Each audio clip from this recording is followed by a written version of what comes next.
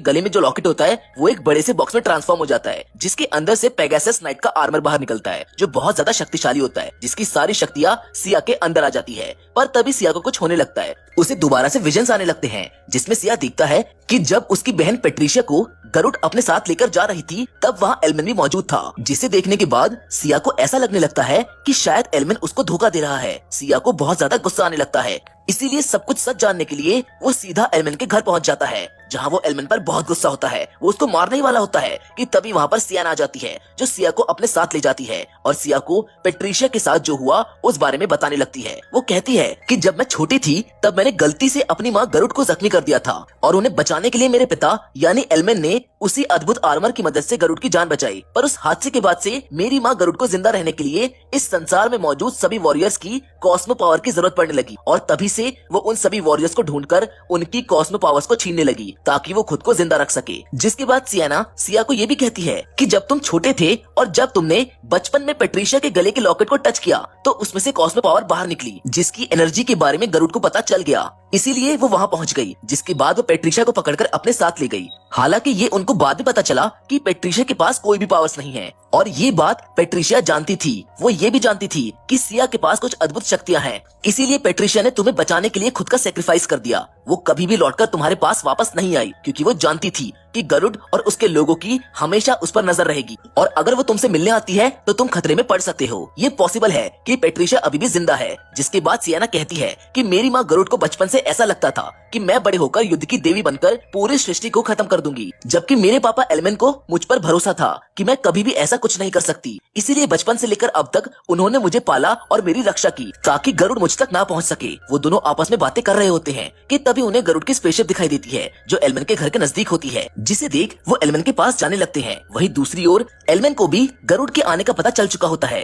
वो सभी gets lock करने लगता है पर गरुड़ के लोग उन्हें तोड़कर अंदर आ जाते हैं, जहाँ गरुड़ एलमन से सियाना के बारे में पूछती है और उनके बीच कुछ बातें होती हैं, जिधर एलमन उससे कहता है कि सियाना पर भरोसा करो, वो कभी भी पृथ्वी को तबाह नहीं कर सकती, ना ही किसी को नुकसान पहुंचाएगी। पर तभी वहाँ पर सिया और सियाना पहुंच जाते हैं, जिन्हें देख गरुड़ के लोग उन पर हमला कर देते हैं और उन सभी के बीच में लड़ाई होने लगती है। एलमन का साथी माइलॉक गरुड़ के लोगों से लड़ता है और सिया कैसियो का सामना करता है, पर सिया अपनी पावर्स को सही वक्त पर जागृत नहीं कर पाता, जिस वजह से कैसियो उसको बहुत बुरी तरह से मारता है। और अब जब एलमन को कोई भी रास्ता नजर नहीं आता तो वो गरुड़ को मारने के लिए घर को ब्लास्ट करने का फैसला करता है ताकि वो सियाना को बचा सके, पर ऐसा कुछ नहीं होता क्योंकि गरुड़ वहाँ से बचकर निकल जाती है। जिसके साथ गरुड़ के लोग सियाना को भी अपने साथ ले जाते हैं, जिसको सिया भी देख रहा होता है जो बहुत ज्यादा घायल है। जिसके बाद अब हम देखते हैं कि सियाना गरुड़ के कब्जे में है, जहाँ वो सब सियाना को मारने की तैयारी करने लगते हैं। गरुड़ सियाना से कहती है कि उसके पास और कोई चारा नहीं है क्योंकि अगर उसको दुनिया को बचाना है तो उसे सियाना को खत्म करना ही पड़ेगा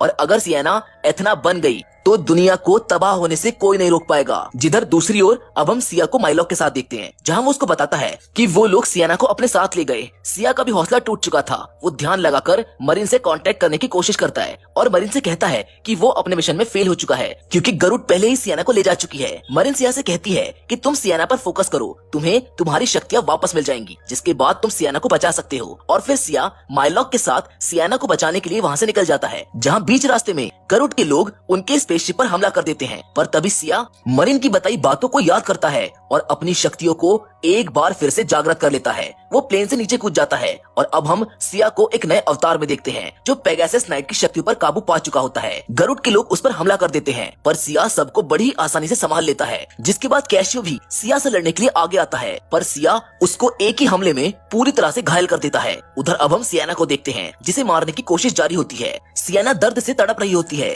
और उसको तड़पता देख गरुड़ का दिल पिघल जाता है। गरुड़ अब सियाना को ऐसे मरता हुआ नहीं देख पाती, इसीलिए वो सियाना को खत्म करने की प्रतिक्रिया को रोकने को कहती है, मगर नेरो नाम का आदमी गरुड़ के रास्ते में आ जाता है जो नहीं चाहता था कि सियाना बचे क्योंकि वो सियाना को किसी भी हालत में खत्म करना चाहता है। पर जब नेरो गरुड़ की बात नहीं मानता तब गरुड़ अपने बाकी लोगों से कहकर नेरो पर हमला करवा देती है। लेकिन तभी नेरो अपनी शक्तियों को जागृत करता है और फिनिक्स नाइट में बदल जाता है जो बहुत ज्यादा पावरफुल होता है। वो अपने सामने आने वाले हर शख्स को मार डालता है, जिसके बाद वो गरुड़ के पास जाकर उसके शरीर से उसी अद्भुत सोने के आर्मर को निकालने लगता है। पर तभी वहाँ पर सिया आ जाता है, जिसके आते ही नेरो और सिया यानी कि फिनिक्स नाइट और पेगासस नाइट के बीच बहुत जबरदस्त फाइट देखने को मिलती है। दोनों एक दूसरे पर भारी पड़ते हैं और दोनों ही अपनी पूरी शक्ति के साथ लड़ते हैं, जिससे वहाँ पर एक बहुत बड़ा ब्लास्ट होता है और आसपास की सभी चीजें तबाह हो जाती हैं। वहीं गरुड़ देखती है कि सियाना मरने वाली है, तभी वो वहाँ पर मौजूद सभी मशीन्स को बंद कर देती है ताकि उसकी जान बच जाए। पर तभी वहाँ पर कुछ और ही हो जाता है, क्योंकि अब सियाना पूरी तरह से देवी एथना बन चुकी थी, जिसे नेरो जैसे ही मारने के लिए आगे बढ़ता है, एथना उसको एक ही वार से धूल चटा देती है। पर एथना की शक्तियाँ बहुत ज्यादा होती है, जिस वजह से सियाना शक्तियों पर से अपना कंट्रोल खोने लगती है। उसके आसपास की सभी चीजें तहस नहस होने लगती हैं, जिनको देखकर सियाना को भी डर लगता है कि अगर वो बेकाबू हो गई तो इस दुनिया को कोई भी बचा नहीं पाएगा। पर तभी सिया उसको समझाता है कि तुम खुद पर कंट्रोल कर सकती हो, जैसे तुमने कई सालों पहले देवताओं के विरुद्ध युद्ध में किया था। तुमने इंसानों की रक्षा की थी, तुम्हें आज भी मानवता की रक्षा करनी पड़ेगी, क्योंकि तुम युद्ध की देवी होने के साथ साथ ज्ञान की देवी भी हो। सिया की ये सभी बातें सुनकर सियाना अपनी शक्तियों पर कंट्रोल करने में सफल हो जाती है और पहले की तरह नॉर्मल हो जाती है, जिसके बाद वो सीधा अपनी माँ गरुड़ के पास जाती है, जो बहुत ज्यादा घायल हो चुकी थी। और अब गरुड़ को भी लगने लगा था कि ये उसका आखिरी समय है। वो सियाना से माफी मांगती है, पर सियाना उसको अपनी कॉस्मिक पावर से ठीक कर देती है। उनके बीच अब सब ठीक हो जाता है। वहीं पर हम माइलॉक और नेरो को भी देखते हैं, जो जिंदा बच जाते हैं, जहाँ कहानी के अंत में हम सियाना और सिया को एक साथ देखते हैं, जहाँ सियाना उससे कहती है कि उन्हें जल्द ही बाकी सभी ज़ोडिएक वॉरियर्स को भी ढूंढना होगा, क्योंकि देवताओं को इस बारे में पता चल चुका होगा कि एथना जाग चुकी है और वो जल्द ही इंसानों के खिलाफ जंग छेड़ सकते हैं। जिसके साथ ये फिल्म यहाँ पर खत्म हो जाती है। वेल, इस मूवी के और भी पार्ट्स हमें फ्यूचर में देखने को मिल सकते हैं, क्योंकि अब देवी एथना भी जाग चुकी है और अब देवता भी जंग से पीछे नहीं हटेंगे। So well, that being said, फिलहाल तो आज की वीडियो में बस